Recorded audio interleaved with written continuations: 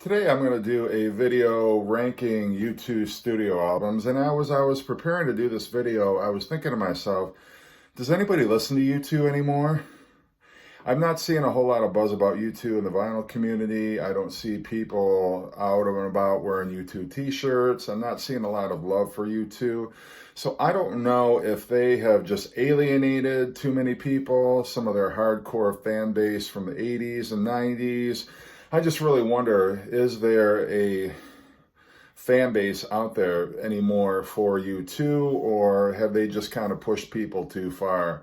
I know they've really pushed me almost to my limits a number of times. I got into U2 in the 80s. I started seeing their videos on MTV, and I was buying their cassettes when U2's Joshua Tree album came out. I think I got that the week that it came out and just, adored that album. And then Rattle and Hum, their double album and movie, I was really a big fan of. Octung Baby, it was totally a step in a different direction, and I enjoyed that one also.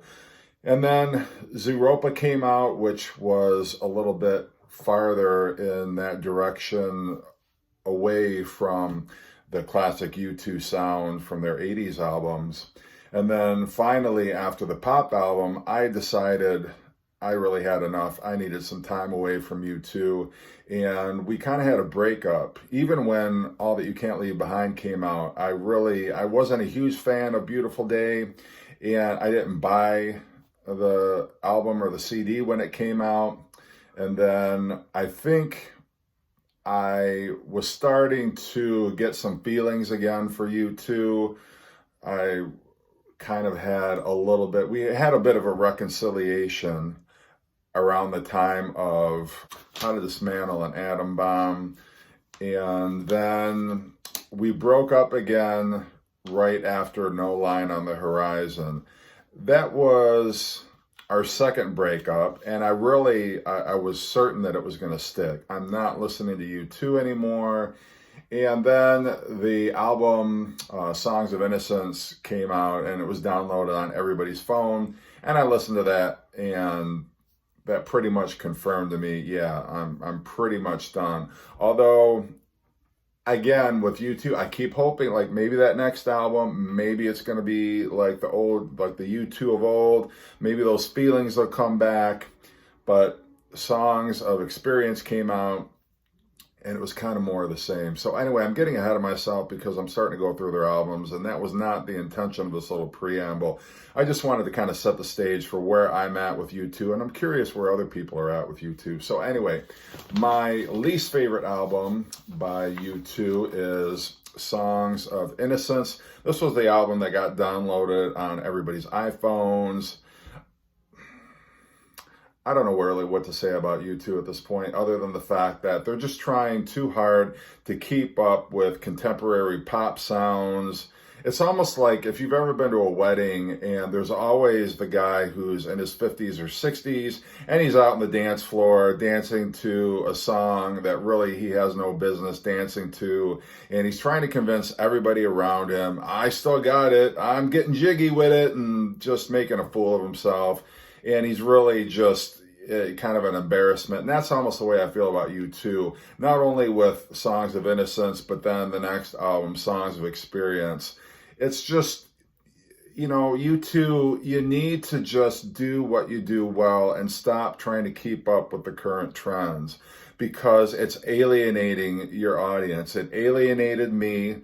It's just all the good feelings that All That You Can't Leave Behind engendered, and the two albums that came after that, feel like they just totally wasted it away. So I don't like either of those albums.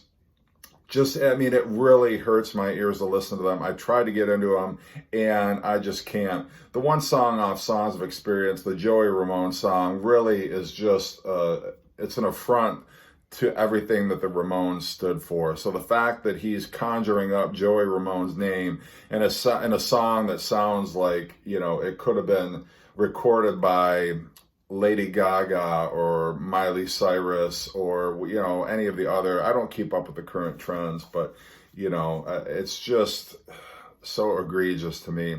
So 14 Songs of Innocence, 13 Songs of Experience, really, I don't care for either of them. either way, whatever. Number 12 is Pop. Didn't like that album when it came out. Discotheque, the lead-off single. It's like, okay, now we're getting ridiculous. Well, you may as well just call yourselves an electronica band. And I mean, just the whole, all of it. They just took it too far in a direction. Octung Baby, I appreciated they were updating their sound. Zooropa, all right.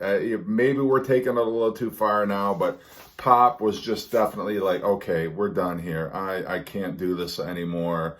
I'm out. And that's where I was with Pop. Playboy Mansion, that song's on there. It's just, I don't even want to think about those songs. Pop to me is just crap, really. Number 11, No Line on the Horizon. When that album came out, I thought the album was as boring as the cover artwork was.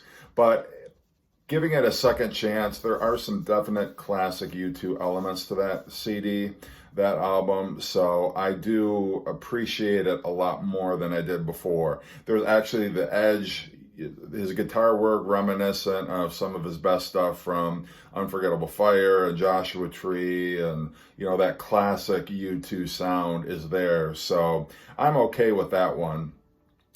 10, How to Dismantle an Atomic Bomb. That's actually a pretty good rock album. And again, there are the great classic Edge riffs, his licks. Overall, I think the songs are pretty solid. I know they were still trying to court kind of the mainstream rock and roll fans. Vertigo, I think, was a commercial. They use it on a commercial for Apple or iPhone or something like that. But it's an okay song. So that album is okay. I was kind of lukewarm about it when it came out, but then in the last year, I've kind of done a reassessment of it, and it's a little better than I remember it.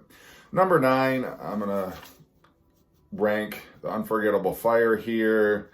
At the time, I remember everybody falling over themselves like, this is it's such a profound album. It's such a mature U2. And it is, but sometimes mature is another word for boring. And it's okay. I mean, Pride in the Name of Love is on there. I like the song, The Unforgettable Fire. Wire is a great driving track. 4th of July is kind of a cool, moody instrumental there. But just too much of it is just kind of a little too far into kind of the ambient sort of music and just not a whole life. So I like it, but it's not one of my favorites. Number 8, I'm going to go with Boy. Strong first album. It's got I Will Follow on it. Got some cool, punky, aggressive, new wave rock on it. A great debut album from them. I think it's very strong. Just a little too, one note for me. But, again, I think as a first album, it's very strong. Number 7, Zooropa. Like that one a lot. I just love the diversity of it. There's just so many different styles on there. You've got Numb, which is Edge's first. No, not his first. It's actually his second vocal because he did Van Diemen's Land on Rattle and Hum. So Edge's second vocal, but he's not really singing it. It's more like a recitation. But it's just an interesting track. I know it's probably not people's favorite, but there's just something about it that I enjoy. Lemon, you got Bono with his falsetto. I like Daddy's Gonna Pay for Your Crash Car. I like The Wanderer. So Far, So Close. Is that the name of it? Far Away, So Close. Whatever the title of that song is, that one's a cool one. But just a lot of different fun styles on there. But it's still, some of the Octung Baby elements are there, and they're getting a little more eclectic in terms of the music that they're putting on their albums at that point. Number 6, I'm going to go with October. Got the song Gloria on there. I Threw a Brick Through a Window is classic. Rejoice. So many good tracks on here. I really enjoy it a lot. It's a great second album. Improves on the first, which is all you can ask of a young band like that. Just solid all the way through. And, you could tell there were big things to come from U2. Number 5, Rattle and Hum. Almost like U2's White Album. There's a lot of diversity of styles. They do a couple of cover songs. All on the Watchtower is a great track. They do kind of a cheeky version of Helter Skelter.